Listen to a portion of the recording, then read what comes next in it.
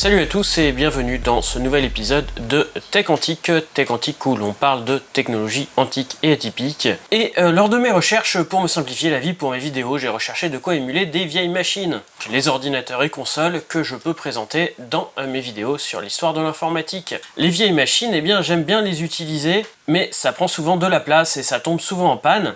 J'ai été attiré par un truc sur un célèbre site chinois, une machine en forme de Famicom, donc la Famicom Super NES, je vous l'avais déjà présenté dans une autre vidéo. Voilà, c'était les consoles qui ressemblaient à ça, donc celle-là c'est une fausse. J'ai été attiré par cette console-là, un peu plus petite mais de la même forme, qui était donnée avec 500 Go de stockage et qui me permettait d'émuler toutes les machines des années 80 au début des années 90 à peu près. Elle a une sortie HDMI, ce qui devrait permettre de pouvoir faire des captures. Bon, une fois reçu, eh bien, je me suis rendu compte que c'est un simple Android TV dans une jolie robe qui permet donc d'installer bien des applications Android ou de regarder des films. Mais elle est fournie eh bien, avec un autre système sur la carte SD. Sur la micro SD qui est derrière. Donc EmuElec qui est un système Linux avec une interface pour RetroArch, donc qui permet d'émuler une bonne cinquantaine de systèmes, qui va donc du Sinclair ZX80 ou des machines des Atari des années 70 à la GameCube, en passant par des Vectrex, voire des Nintendo Game & Watch. Je savais dans ce cas-là même pas que ça pouvait être émulé, vu que c'est quelque chose qui est assez physique. Mais apparemment, eh bien, rien n'empêche d'émuler ce genre de choses. La carte fournie, donc la micro SD, fait 8 Go, avec 4 Go pour le système et environ 4 Go de libre pour y mettre ses propres jeux ou programmes. J'ai pu y tester quelques jeux et quelques programmes pour ordinateur, et puis aussi mettre quelques jeux d'os. Ça m'a permis eh bien, notamment de tester un peu les performances de la console et de voir que les jeux Nintendo et PlayStation sont quelquefois limite jouables. Donc la GameCube, ça risque d'être encore pire. On arrive eh bien, déjà aux limites de la machine ici. Niveau PC, ça émule l'équivalent d'un 486 DX400 environ. Et ça fonctionne avec un clavier branché en USB. Donc ça permet déjà une très bonne collection de jeux PC. Deux joysticks sont fournis. Au choix, eh bien, des joysticks USB, comme ce que j'ai pris ici, ou on peut les avoir aussi en Bluetooth. Ils sont utiles eh bien, pour jouer aux jeux console. Par contre, eh bien, j'ai été pas mal embêté avec les programmes pour les ordinateurs, notamment les programmes Amiga et Amstrad que j'ai testés.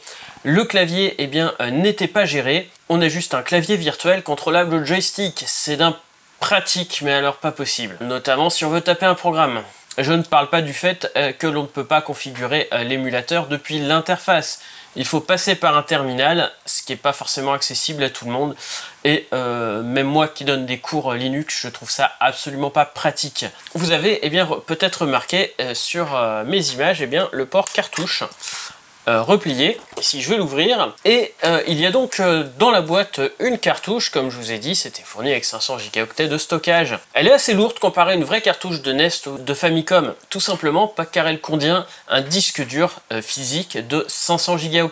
Plein à craquer eh bien, de jeux. Il y a à peu près 8 Go de libre. Je vais passer rapidement sur le côté légal de la chose, car même si certains jeux sont dans le domaine public, pour le reste, j'ai juste un léger doute sur le fait qu'une console à 40 €, le constructeur ait payé les licences pour le reste des jeux. Il y a beaucoup de jeux, plus de 60 000, et ça permet de tester pas mal de choses, de voir ce qui se faisait à l'époque ou de s'amuser entre amis. Sur les 60 000, malheureusement, une partie n'est pas jouable. Il manque des fichiers où l'émulateur n'est pas configuré pour d'un clavier ou d'une souris, pas configuré par l'émulateur, donc comme je vous ai dit, d'un pas pratique si vous avez certains jeux, notamment des jeux d'aventure qui étaient sur les vieux ordinateurs, où il faut taper des mots ou des phrases complètes avec un clavier. Et bien finalement, qu'est-ce que j'en pense? Pour ce que je vais en faire, je suis un peu mitigé. On ne peut pas vraiment installer ce qu'on veut dessus.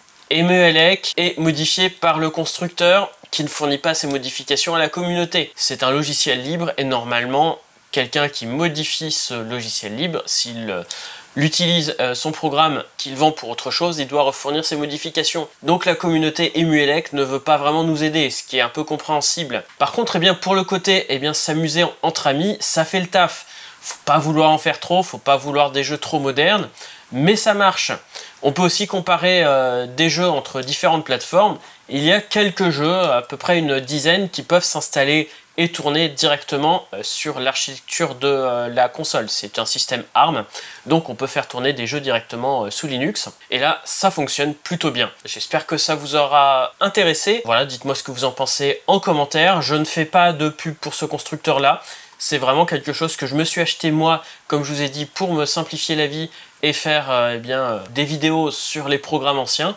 Même si ça va pas me permettre d'utiliser tout ce que je voulais, eh bien je vais quand même faire pas mal de choses avec ça. Je vais pouvoir en faire quelques démonstrations, quand même pouvoir moi voir en fait ce qui se jouait à l'époque et pouvoir faire tester quand même pas mal de systèmes. Et puis quand j'ai des amis qui viennent, eh bien, on va quand même pouvoir s'amuser avec ça sur le vidéoprojecteur, donc c'est pas si mal. Et puis pour 40 €, on va dire qu'on a 2 joysticks et un disque dur de 500 Go. Donc bon bah c'est pas mal non plus. Voilà, je vous dis à très bientôt pour une nouvelle vidéo. Soyez authentiques et atypiques et à très bientôt. Salut!